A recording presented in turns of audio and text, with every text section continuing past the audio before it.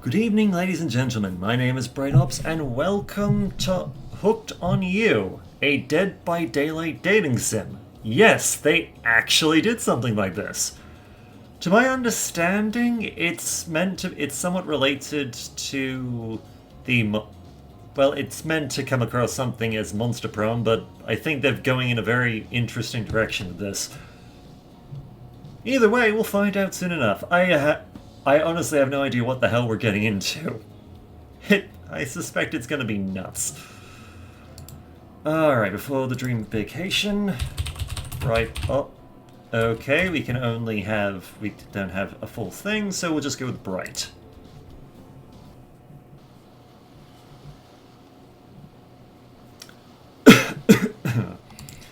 You wake up on the beach, soaking wet, salt water stinging the inside of your throat as if you'd nearly drowned. Water falls from your mouth as you open it to gasp for air. You have no memory of how you got here. In fact, you can only remember your own name, but not where you came from or a single fact about your life. What you do know is that despite the outrageous beauty of the landscape around you, you feel incredibly sick to your stomach. Wow, really went down the wrong pipe, huh? You need a minute, or can I go on? Because I can give you a minute, we got plenty of time. Endless time, really. An eternity, if you catch my drift. Whoa, not now, Ocean. Sorry, Bright, may I continue? Please, go on. Okay then, as I was... As I was saying, you look down at your feet, ankle deep in the crystal blue water of a newly arrived wave. As the water recedes back into the ocean, it reveals a grotesque discovery. A decomposing face stares up at you from beneath the sand. All you can do is vomit, a stream of dark bile, bugs, worms, and other ick. Questions race through your mind. Where are you? How did you get here? Who is behind this incredibly charming and well-spoken voice in your head? However, answers do not come easy. Your mind is completely blank. What will you do? We can run, we can close our eyes, or we can dig up that face. Well, we don't really know what we're running into. And why would I dig the face up? So let's just go with this one. Close our eyes. You close your eyes. This must be a nightmare, right? This is not happening. This is not happening. The mantra centers you, and you're briefly able to find peace. The lapping waves go silent, and for the first time in your entire life, it feels like you're in control. When you open your eyes,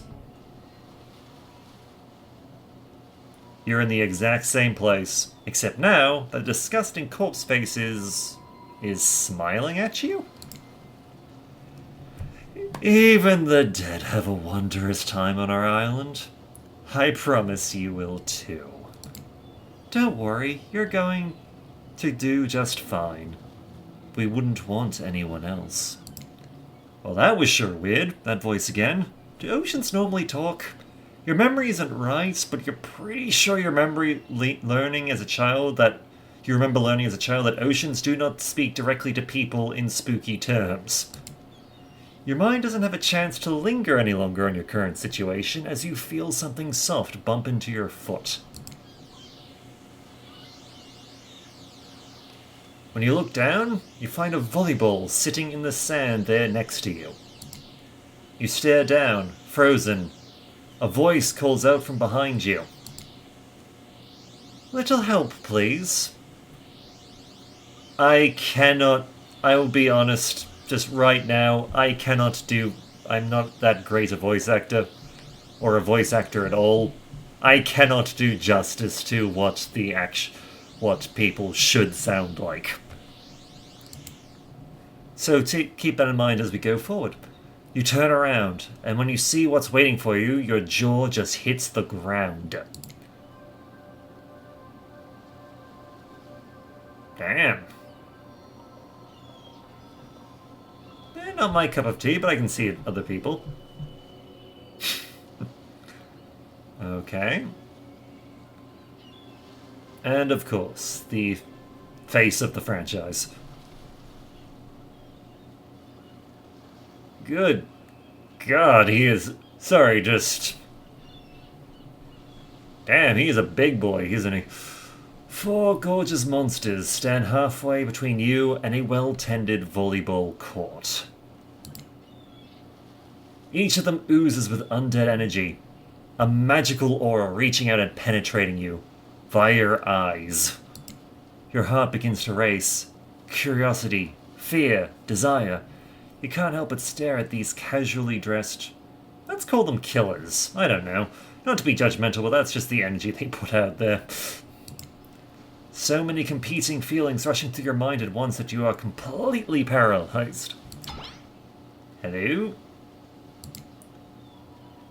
There are weird days, and then there's this. All you can do is look down at the bowl and back up at this monstrous lineup of, well, literal monsters. Sexy-ass monsters, though.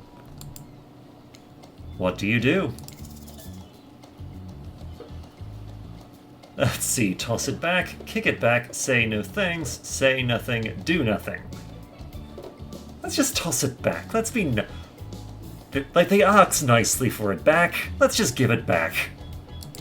You bend down and grab the bowl. It's warm from sitting in the sand on this beautiful day. When you give the bowl a toss, it arcs beautifully through the air and lands right in Huntress's hands. Not bad, stranger. Huntress's muscles ripple as she grips it in her hand. You look her up and down and consider what it might be like to be held tightly in those strong arms. Warm, perhaps. Maybe a little sweaty, but that's okay. It's natural. Too try hard much? Blech. They're speaking directly to you, but you still can't bring yourself to reply. You're entranced. When you snap out of it, you realize that everyone has gone back to the volleyball court. Alone again, you look across the beach at these strange residents who casually bat a volleyball back and forth, happily ignoring your intrusion onto their private beach. Should you be frightened, worried, excited? I did refer to them as killers, not to give too much away. But at the same time, damn, they're looking very appealing in their own way, and nobody so much as lifted a blood-soaked finger in your direction. Don't be scared, Bright. You were made for this. Well, geez, if the spooky ocean voice says not to be scared, I'm sure it's all going to work out. I love the humor of this. I really do. With no good reason not to, you decide to head over and see what happens next. It seems like you've derailed the volleyball game just by showing up. You derailed the game just by showing up, nitwit. And I guess you're also a nitwit. Look, it's best to just go with what Trapper says when he says it. There's a policy I hold for pretty much anyone who always seems to have flesh. That's a policy I always have for anyone who pretty much has flesh blood on their hands. Hey, don't worry about it. It's all just a game. Existence, that is. Besides, you seem a lot more interesting than a silly game. What's your deal? What brings you here? You mean they're here to do more than distract from my total domination? That was Wraith. The sign means he was done with the game too. Either that or he saw a butterfly or something. Look, I don't care why this slacked-jaw moron is here. I just want to know, can I kill them or not? You know you can't. At least not yet. Oh yeah, not yet. Hey Bright, you might want to, say something. Actually, never mind. There'll be plenty of time for that soon enough. Right now, this group has some questions for you. But be warned, answer quickly and answer well. This is a timed quiz, and it will be very important later. Very important. Or not important in any way whatsoever. Probably that one. I can't remember. How attractive would you say you are? Average. I'm pretty average, I think. Just another face in the crowd. Another normal, meaningless life in an endless cycle. I think you're quite cute myself. Like a chipmunk. Or a grizzly bear. If you could go with any superpower, what would it be? Flight. Flight, for sure. Technically, I suppose I can fly. Honestly, it's not all that's cracked up to be. As far as I go, I'm still not where I want to be. What was your best subject in school? History. Easy. That's just me, in my case. History. Nice. It's important to know what came before so that we are not doomed to repeat humanity's mistakes. I mean, we will anyways, but still. What's your favorite animal? Cat. Definitely a cat. What? Why is everyone looking at me? You think just because I'm a typical cute goth girl, I have some specific love of all things cats, and more specifically, black cats. Well, I do, but you can all go to hell anyway. What's your favorite color? Blue. Blue isn't good for productivity. Makes people want to be lazy. What's your dream job? Not working at all. If we get to do what we really want, why work at all? It takes a lot of courage to break free from society's expectations to climb the ladder. Only she could spin laziness into some kind of grand quest. These damn millennials. Best flavor of ice cream? Vanilla. My favorite flavor is pain. Same. Same here.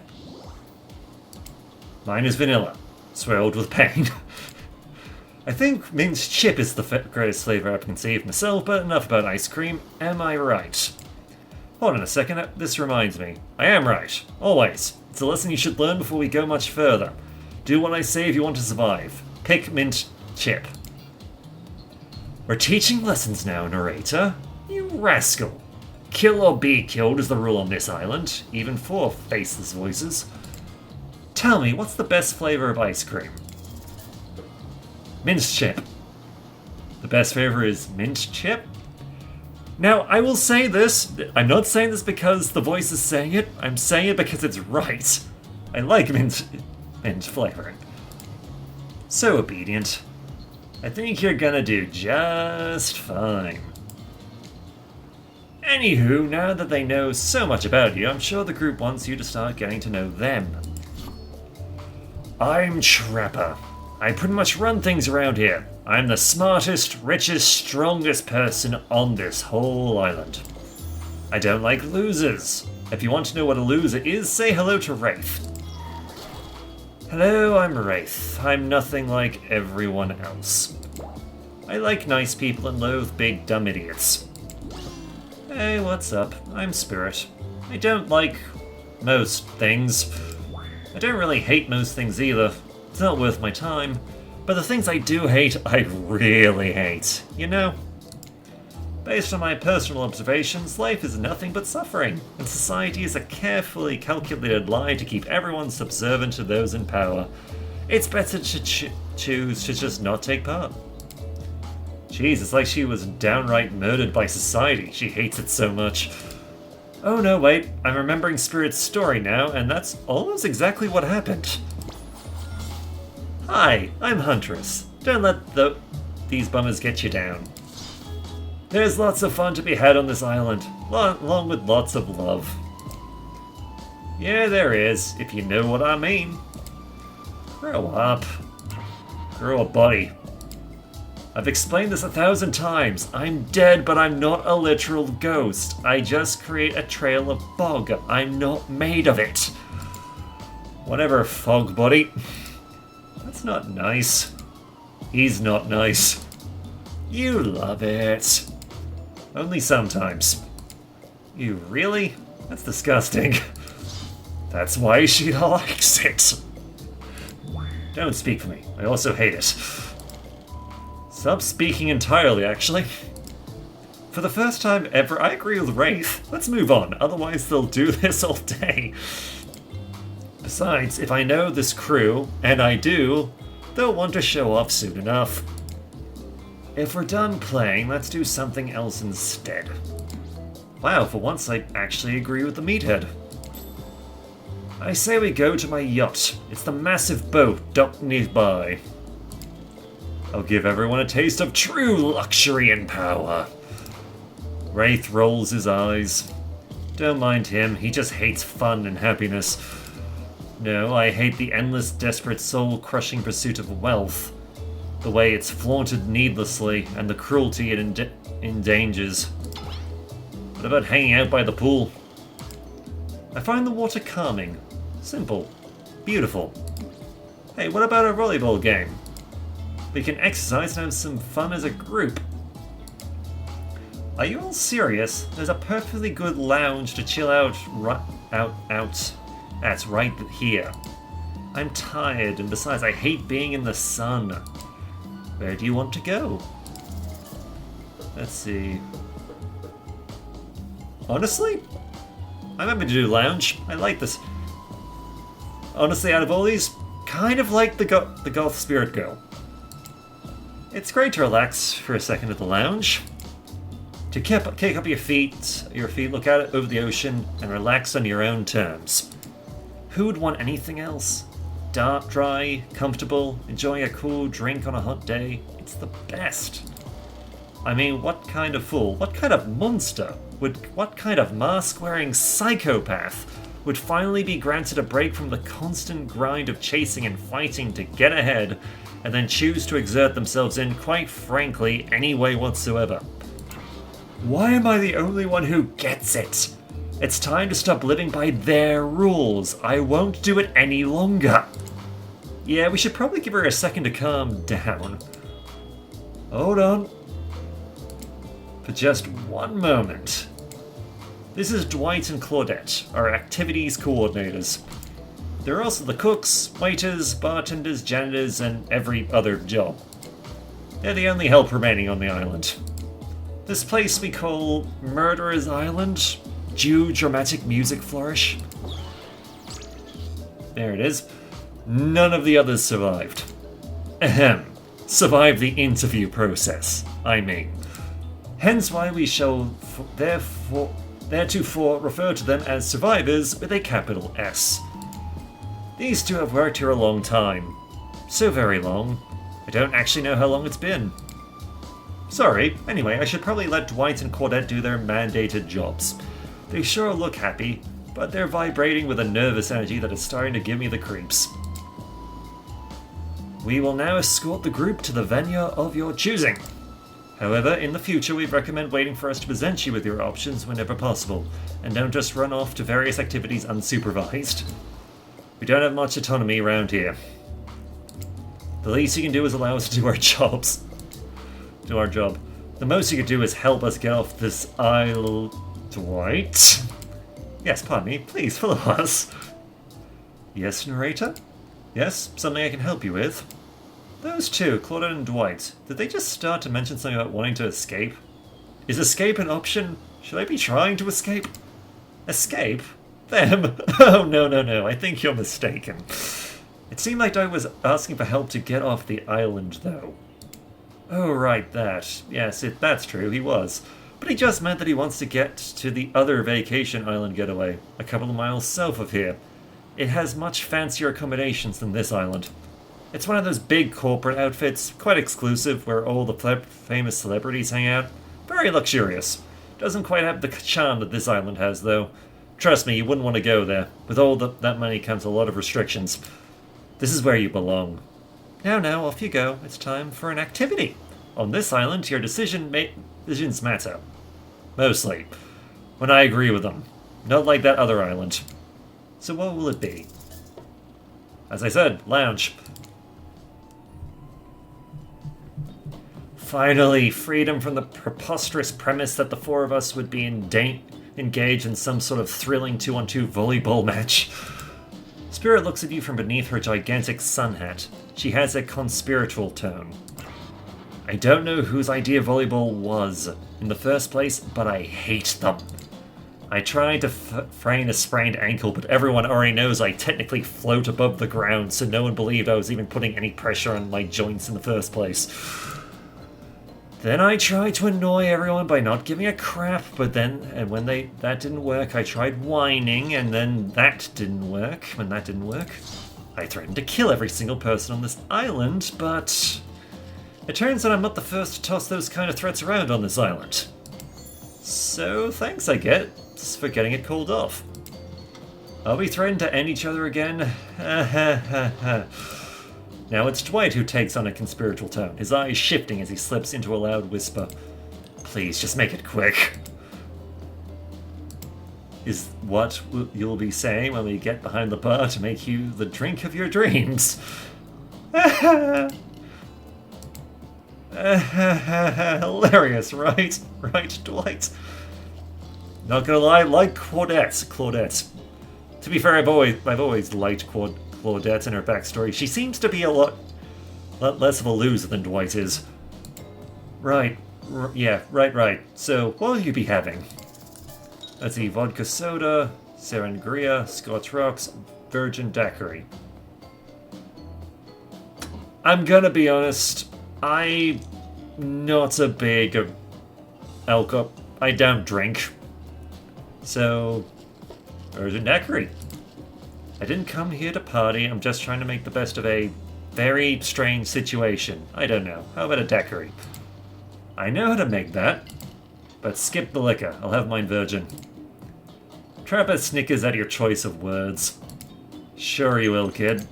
Don't mind him. We don't need to soak ourselves in booze just to please someone else's expectations.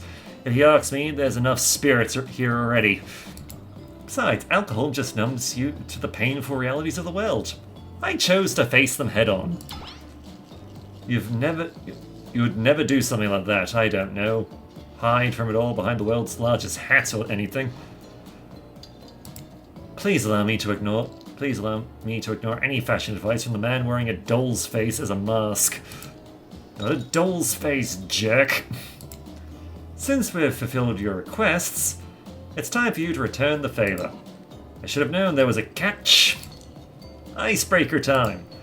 I swear, had I known they'd pull this kind of fuck's enthusiastic community building crap out of suggested we attempt to walk to the lowest point of the ocean before I ever set foot near this bar. You don't think it could be kind of fun? A little fun? Never mind, I hate it. This sucks, but it could be fine, or whatever you say. Has anyone seen my hat?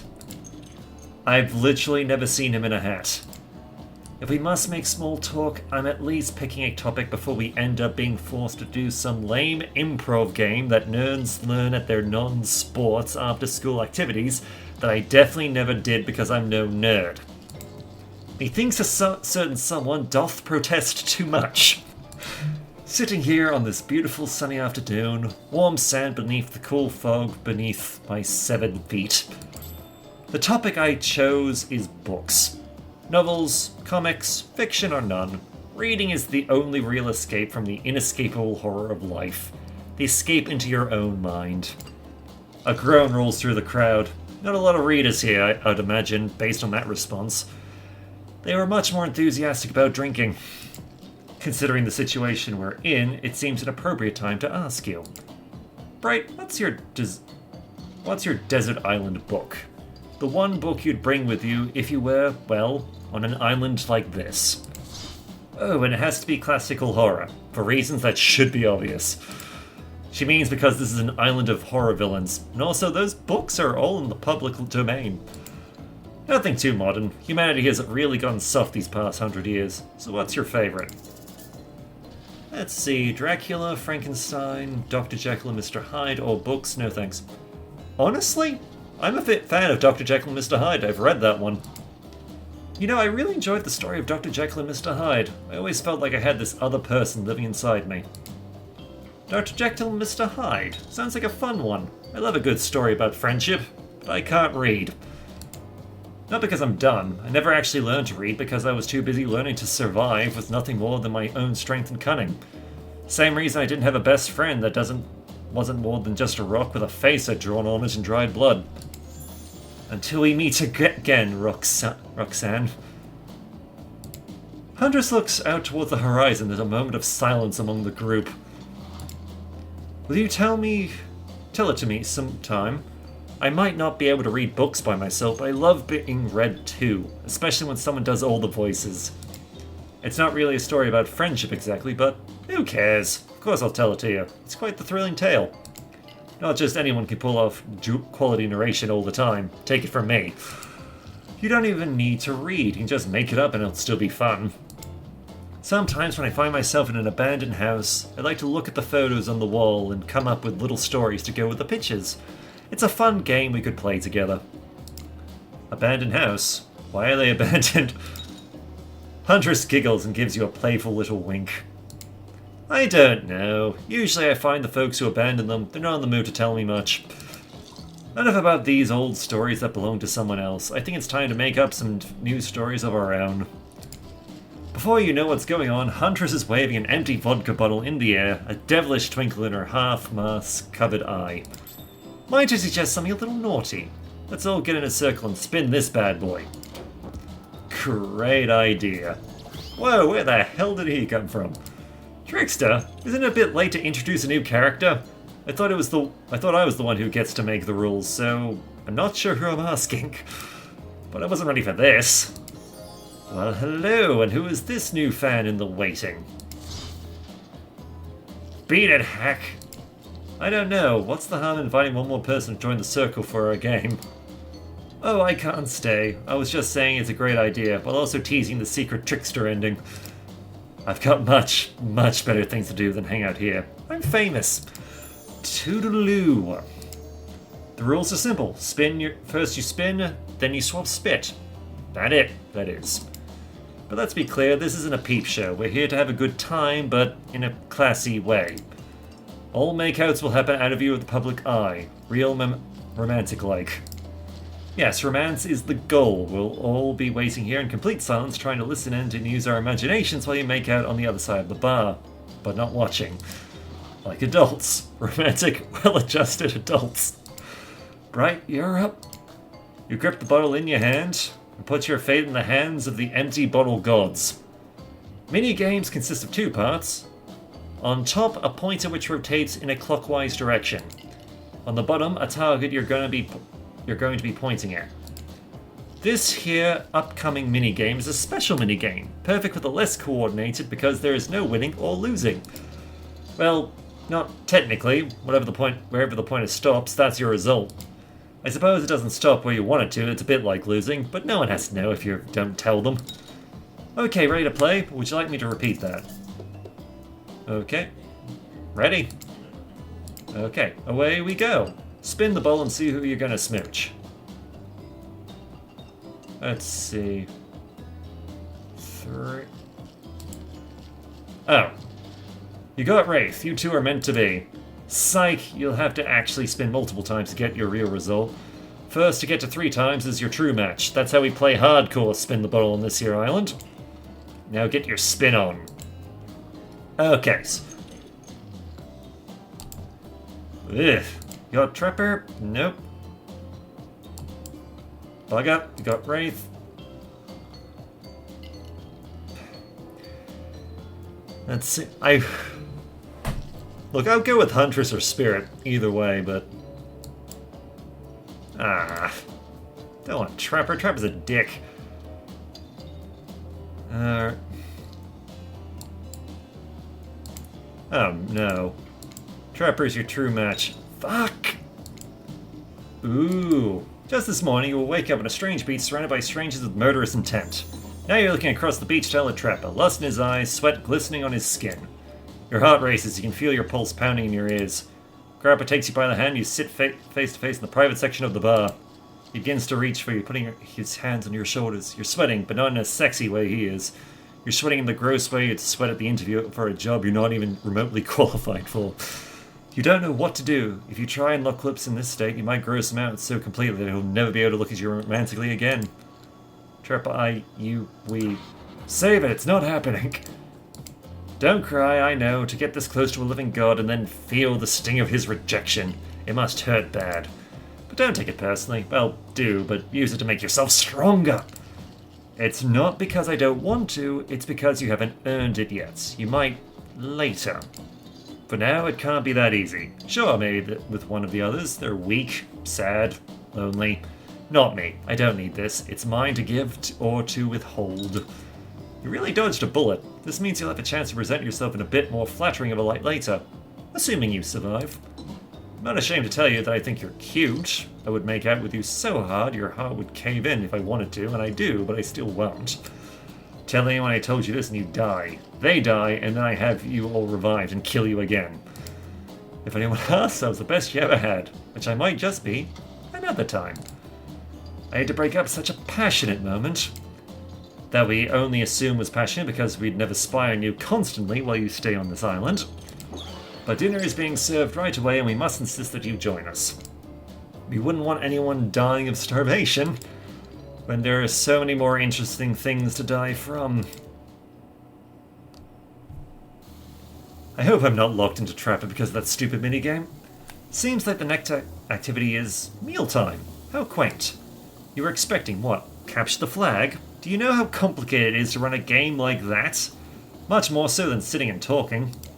You arrive at the cookout area to find an assortment of picnic tables scattered around. What were you expecting? Some kind of grand hall with a huge banquet table? This isn't some prestigious fantasy epic that you'd find on cable. Dwight and Cordette usher you to your seat, but there's very limited seating directly around you. And, oh great, terrific, it seemed that everyone wants to sit next to you. Even better is that they don't want to sit next to certain other people either. To start, no one wants to sit next to Trapper. Meanwhile, he refuses to sit next to Wraith or Trickster. Oh yeah, Trickster's here. Surprised? Yeah, well, we don't call him Expector. I'm sorry, even I get nervous around crowds of killers, and my whole stick just gets a little flustered. Hey there, you're looking good, Bright. Real good.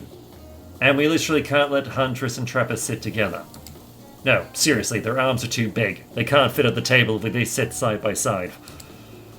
Look at this. I can't even fit everyone on screen at the same time. You'd probably think that it was an error, but it's not. It was completely intentional. Let that be a lesson to you. Every error you think you see is a choice. Got that?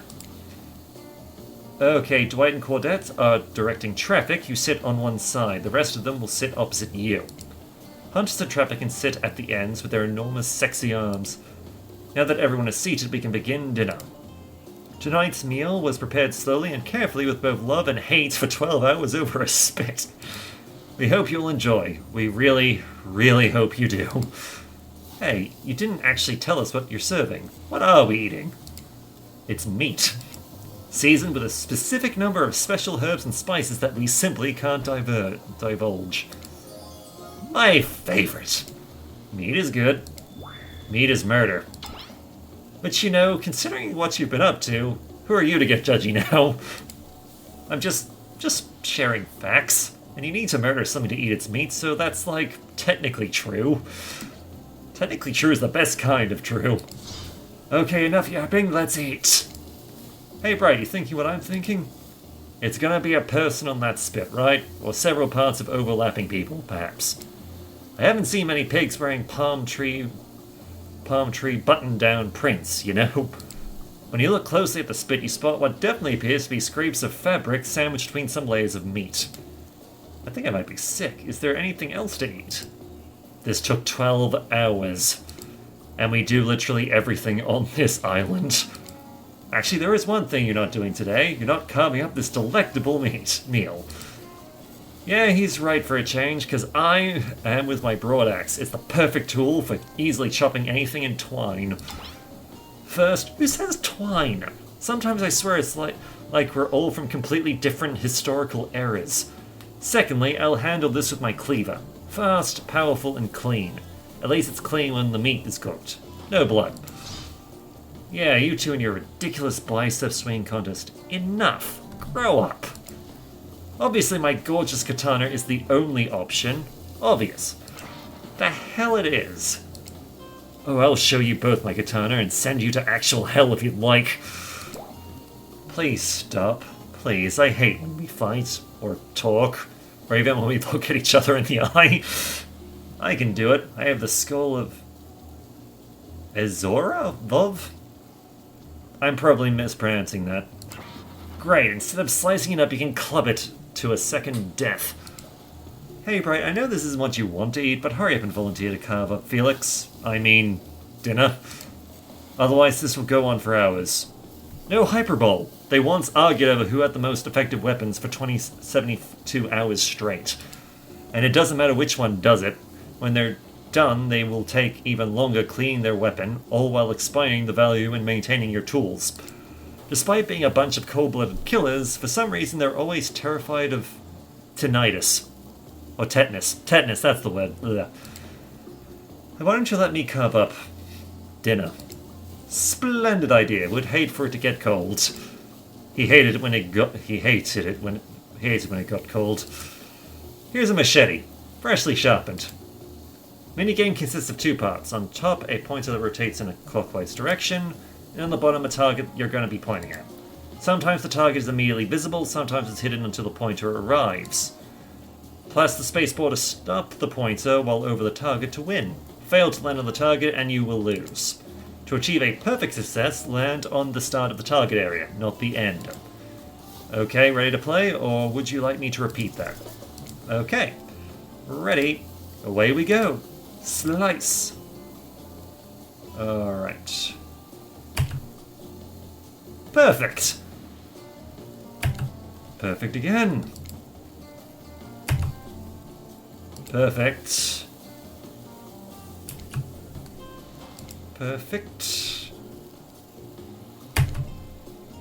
Not bad. That was pretty good. I'd like to see what you could do with a less clumsy weapon. Yeah, I said it. Machetes are dumb. Dinner is finally served. For real.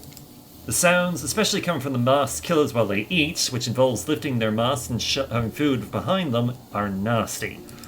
Spirit, meanwhile, doesn't even eat. She's the only one who seems to really be embracing being dead.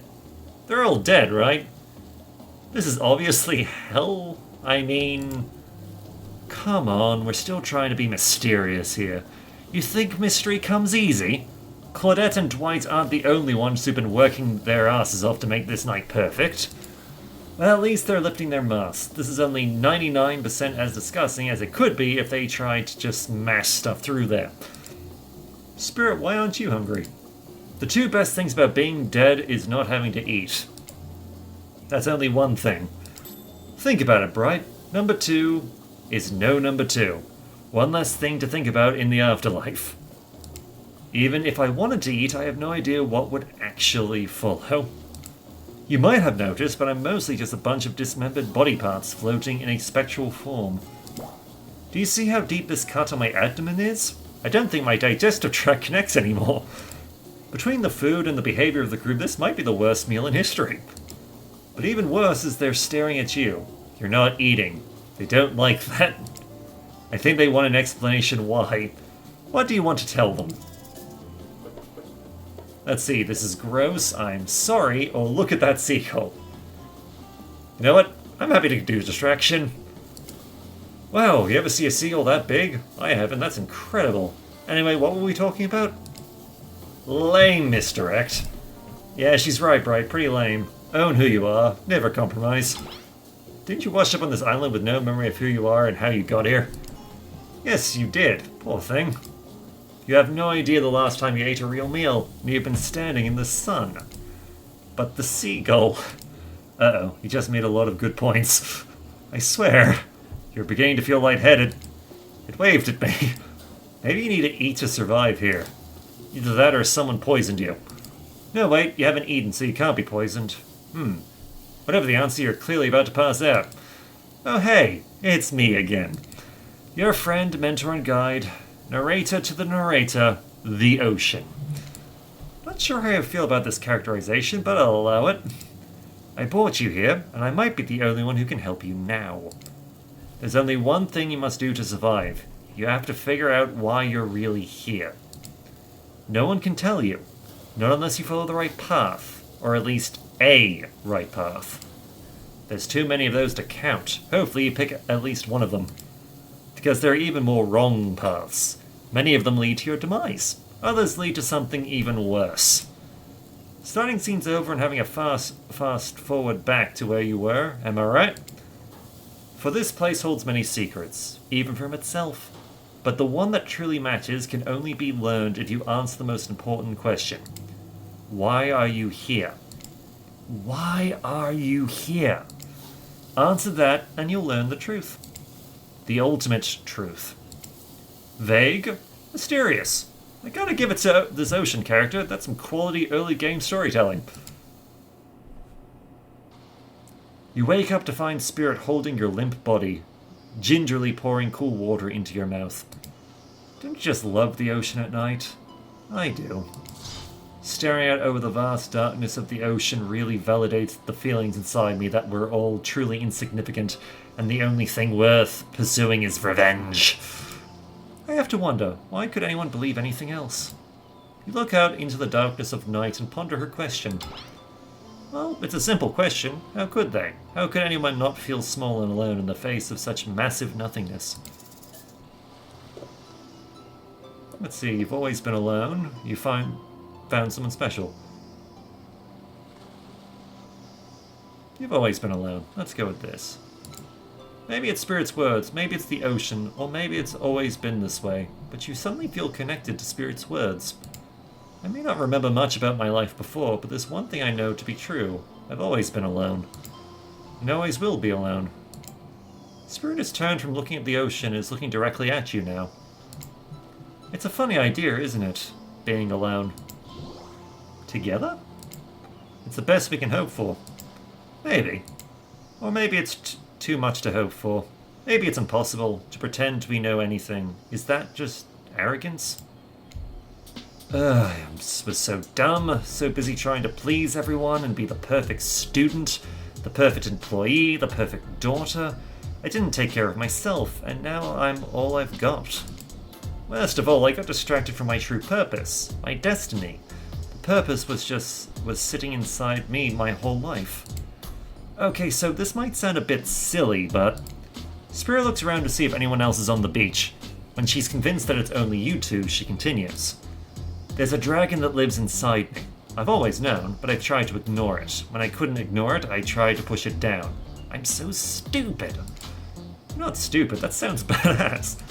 Right? But I didn't let it out, and then I, chop chop, and now that dragon is pretty much a one-track revenge beast. But enough about me. What's inside of you, stranger? Let's see, nothing but darkness, no dragon, just a lot of fire. Let's see, what's inside of me? Let's go with darkness. This is what it's like being with depression. It's fun. I'll kill to have a dragon. Maybe not the best choice of words. I mean, a dragon sounds awesome. Honestly though, I don't feel like I've got anything inside me at all, just darkness. Never-ending darkness. And here I thought Spirit was the biggest goth on the island until you arrived. Perhaps I could light a torch and search through that darkness. Just as things were really heating up, you hear a flurry of footsteps behind you and you quickly spin around, ready to fend off whatever new danger has popped up on this strange island. Only to find that it's Dwight and Claudette sprinting across the beach, clipboards in hand which they're waving in the air above their heads. It's very important that we stick to the itinerary and attend each event as scheduled. Playing sick for cute flirt points was not part of this evening's activities. That's actually strictly slotted in for after campfire story time. At this rate, we'll be late. Playing sick? No, it was no time for excuses. Well, there is, but that's scheduled for after what comes after the flirting. Go, go, go, go! Once everyone has gathered at the fire pit, Dwight and Claudette quickly make an announcement. We're not going to blame anyone in particular, but someone, and we're not going to say who, so don't worry, you, hasn't been sticking to the schedule. That means that we're behind on time for evening activities. And we'll only have time for one person to share their special spooky nighttime story. Just one story, but story time is my favorite activity. This is a narrative-heavy experience. You're telling us that only one person gets to share? How will we decide who? Oh, great. We have to decide as a group. That never goes well. Whoever did this, step up now. I swear I won't be angry. I'll merely chop your head clean off. No fuss, no muss. Voice trembling, you realize this is probably it for you, but you embrace your fate. Sorry, everyone. I think they're talking about me. Oh, to be honest, I still don't understand how this whole schedule thing works. I guess I lost track of time, but I was passed out. Been there before. Even though it's taking some pressure off me, which is an absolute dream come true, is it really fair to pick on the newbie? Seriously, has anything here ever happened on schedule, even once? Damn it, Donald, if you try to flex that authority gimmick one more time, so help me, I'll snap your head off so quick, and then I'll drown you in his blood, Kathina. Fuss and muss are back on. You two know I love to hack, slash, and dice. We all know you love to kill, it's almost all you talk about. Nobody named any names. Who even knows any names? Not us. I renounce my name. Who's Donald? Who's Dwight? Who even knows anymore? Call me nobody. But we still gotta get started on story time, so... Bryce, who do you think should go? Ah, damn it, that's a name. Please pick somebody quickly so that this tropical vacation doesn't turn into a bloodbath. Well, let's lean into Spirit. I choose you, Spirit. Whoa, this entire experience is being carefully constructed to avoid an IP infringement lawsuit. Let's be careful with the catchphrases, will ya? Really? You want to hear from me? Spirit huffs and dramatically rolls her eyes as she gets to her feet in front of the campfire. Don't let her talk you out of it. She's great with ghost stories. I don't know where she gets it, but she comes up with the scariest stuff. Seriously disturbing, even to me. I literally pulled a guy's skull and spine out once with my bare hands. Talk about bullshit stories. If everyone else is going to chit-chat, I guess I can just sit down and... Huntress's eyes go red behind her mask and both Trapper and Wraith take their seat. They know when it's worth fighting and when it's not. Ahem. I hate to break it to you, but tonight's story isn't scary. It's a romance. Too late now, though. I was selected, and now I'm going to tell my story. I call it The Prisoner's Kiss. You notice how that Huntress and Wraith are both sharing a giant tub of popcorn? Nobody offered you popcorn. It was a dark summer night. Warm rain seeped from the sky like blood from an old wound. Detective Hotta, a celebrated investigator and renowned hostage negotiator, was called to the scene of a strange occurrence, unlike anything she had ever seen before. When she arrived, the scene was chaotic. Crowds had begun to gather. A dozen other officers were doing everything they could to keep curious onlookers away, but how could anyone resist wanting to know more? For there, in the middle of a busy market, had appeared a giant box. Strange, alien in its appearance, and massive in size. No one knew how it got there. Was it delivered? Built on site? In such a busy area, how could something like that just appear? A mystery. It was as if conjured by magic. But this was no illusion. The huge box was very real, and someone was trapped inside. Spirit pauses her story to look from face to face of each audience member. She has no expression, but you feel her vibrating with energy. She's in her element. "Help me!" cried someone inside the box. It was a man, terrified, trapped, imprisoned, his voice trembling. But now it was if every detective in the city was there, looking this strange structure up and down, inspecting it on every side. It didn't make sense. There were no doors, no windows, no fasteners or seams. It was completely solid, and much too heavy to move by hand. Solid, that is, except for a single small slit, just enough to see the bloodshot eyes of the prisoner trapped inside. "I don't know what happened. I woke up and here I was. I'm so scared. Please help me," cried the man as if pleading for his life. No stranger to tense situations, Detective Hotta comforted the man. She used her training to calm him and buy time for the other investigators. However, time did not bring clarity, only anxiety, as the night dragged on with no progress opening the box. And as the night grew longer, the seeping rain puddling on the ground, the man inside grew more desperate, more sad and lonely, more pathetic and in need of help. But Detective Hotta was no help at all. Powerless to save him, guilt began to weigh on her, like it never had before. "Don't let me die in here," the man begged. "Don't let me die alone." "Stay calm," instructed Detective Hotter. "You're not alone. I'm here. Hell, half the town is here. We're all in this together, and we won't let this be the end of your story." Looking through the narrowest of passageways, Detective Hotter watched her own reflection in the tear-filled eyes of the strange, sad prisoner. Together they both wept in silence at the hopelessness of the moment. "Promise?" asked the man. "Promise that I'm not alone?" "Yes," she promised. "I do." A simple pledge. She felt an instant connection like she had never felt before. Not to her family, not to her friends, not to any of the other hostages she had worked so hard to free before. And so when the man's eyes closed and backed away, it didn't scare Detective Hotter, for she knew he would return. And he did, pressing his lips up against the narrow slit in this horrible puzzle box, repeating his question again, steam flowing from his mouth as he asked, "Promise? Promise I'm not alone?" "Yes," she promised, "I do." And pressing her palms against the cold outside of the box, without truly knowing why, Detective Hotter leaned forward and placed her own lips up to the opening, letting her breath creep into the strange structure, allowing her warm lips to fall on this man's. It was a gentle kiss, a moment of compassion. She could feel in this brief contact the beating of her heart, pulsing blood through every inch of her body, matched beat for beat in the soft touch. "Thank you," said the man, no trace of fear remaining in his voice, and he backed away into the darkness, disappearing in a single moment of eerie calmness. "Get back!" yelled an officer, suddenly thrusting himself between Detective Hotter and the box, breaking a silence that would soon be filled with a cacophony of roaring gears and clicking latches, a symphony of mechanical activity happening all at once. Something had triggered, as if an unseen lever pulled, and the side of the giant box began to slide open. Detective Hotter gripped her flashlight tightly and pushed forward into the foggy interior of the giant box. Her feet splashed in the puddled rainwater, her heart racing as she swept her light from side to side. And that's when her eyes landed on the man. Or at least, landed on what should have been him. There in the corner of the box was a pile of pieces, like parts of doll, almost pulled apart, or perhaps that's just how Detective Hotter had to think of him in that moment to survive.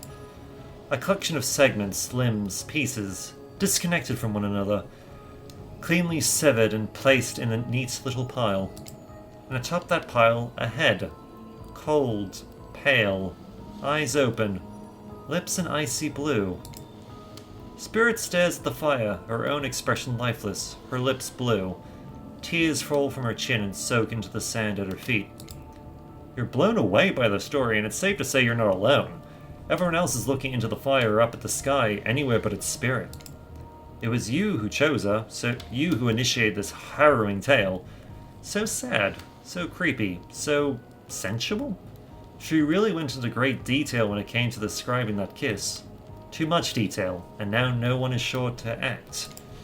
Dwight and Claudette are staring daggers at you. You have to do something. This game was supposed to be a light-hearted romp. Please, I said do something. Let's see. Say nothing? Hug her. You stand up and without saying anything approach Spirit, reaching your arms around her for a hug. Her robe, hovering in the air, begins to wrap itself around you and squeeze you into her. It's kind of like being hugged back, but also like being tied up. It's certainly not what you expected. Instinctively you pull yourself away, but it's an awkward movement and you nearly fall over into the fire. Spirit says nothing and floats away without so much as a goodbye. You, meanwhile, realize everyone had just watched this truly strange interaction from the corners of their eyes. On that note, everyone decides it's time to take a break and split up for a little bit so that they can all have a moment alone before bed. Everyone leaves and you're alone by the fire. The only thing you hear is the ocean slowly lapping against the shore. This is nice. A true moment of peace and tranquility that lasts for all of 7 seconds before Trickster shows up. He's blaring his latest song. "Hey, baby, you look lonely. Mind if I join you?" He doesn't wait for an answer. "I know you've been hearing from these guppies all day, but I want you to hear something from a big fish like me. Something special those in charge of this island don't want you to hear. I am the ultimate catch on this island, the only lobster in an ocean of sardines. No one can give you what I can. You just have to find me. Come find me, baby. Trickster leaves. You're a bit confused about what to make of these cryptic clues, but you aren't going to get any time to yourself to think about them just yet. Spirit approaches you. You know, I was watching you while I told my story. I could tell it was having an effect on you. This fog that follows me around, I could feel you breathing heavily, taking me in. You and I are both absolutely flabbergasted at this piece of information. Legit, you learn something new every day, even when you're a narrator. You're doing it again right now. You need to calm down. You should come to the hot tub with me. Dripping in hot tubs with the spirit. You've come a long way in a single day. I'm not saying you shouldn't follow her. Enough like that. Just don't forget our little talk. Alright, seems... You and your storyteller friend slip into the water. It's just the right temperature for an evening tip.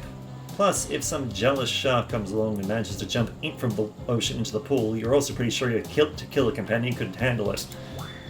I just want to be totally clear, even though that story bore some similarities to my life, it was not about me in any way, shape, or form. Not symbolically, not metaphorically, not even other-seally. I believe you completely. Sure, you were cut to pieces in your life, but so was the person in the story. A perfectly normal coincidence. Sure, you're on this island, trapped, one might say, in a most puzzling place. Also completely regular coincidence. And sure, his lips are blue, your lips are blue. Really? You call this blue? Searching for answers, hoping to find... revenge. Okay, so the similarities stop there, I guess. Coincidences. Sorry, the coincidences. Get this through your head, whoever you are. Samurai blood runs through my veins. Or, well, maybe it was it has coagulated by now. No need to sweat the details. Regardless, I'm a descendant of noble warriors. Thousands of years of training with bladed weapons preceded my entrance into this world. Do you know how many swords that is? A lot. You've got to figure that with that many sharp edges, a person is bound to get disconnected from a body part here and there. The truth is, and I wouldn't typically share this, so don't go blabbing about it, I dreamt that story, like watching a movie in my sleep, when I was just a little girl, years before my father sunk his blade into my skin. I've never been able to shake it. That's a very adult story for a child to dream. Do you believe me? Yes, I do. I know we just met, but yes, I do believe you. The way you told that story, it clearly came from someplace deep. Fool! Who told you to trust a stranger? You're gonna get hurt if you don't learn to take better care of yourself. Now you've got me wondering, do I believe you if you believe her or not? And I know everything, because trust me, I do know everything. Don't I already know the answer to my own question that if I believe your answer to Spirit's question? Whoa. Ocean air got me trippin'? Sorry, I didn't mean to distract us both. What's important is that a certain corpse-y cutie floating in the cloud of magical mist might still be wanting for you to say the right thing and free her from her puzzle box, if you believe that she is the... God damn it, got me going again. Unfortunately, before you can follow this conundrum to what will surely be a mind-numbing cycle of new questions, you find a certain to someone standing before you with a fresh towel ready to dry you off. Sorry, kids, but it's time for bed. I might be the youngest one here, but I'm no kid. I do have a love being wrapped up in a fresh, clean towel. My mother used to help me wash my hair when I was young. She'd comb out all the tangles and tie a ribbon around it before sending me on my way. I miss her. You watch as Spirit stares up in the distance, her hand gripping into a tight fist. She doesn't notice you're watching her at first. When she catches you looking, she turns away, roughly grabs a towel from Dwight, and then pushes him and Claudette aside as she floats off.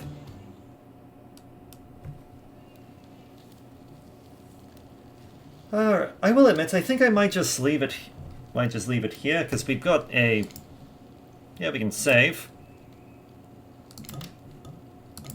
Little under an hour, that's fine. But maybe we'll come back here another time, if people are interested, maybe not. But until then, my name is BrightUps. I look forward to hearing from you. Take care.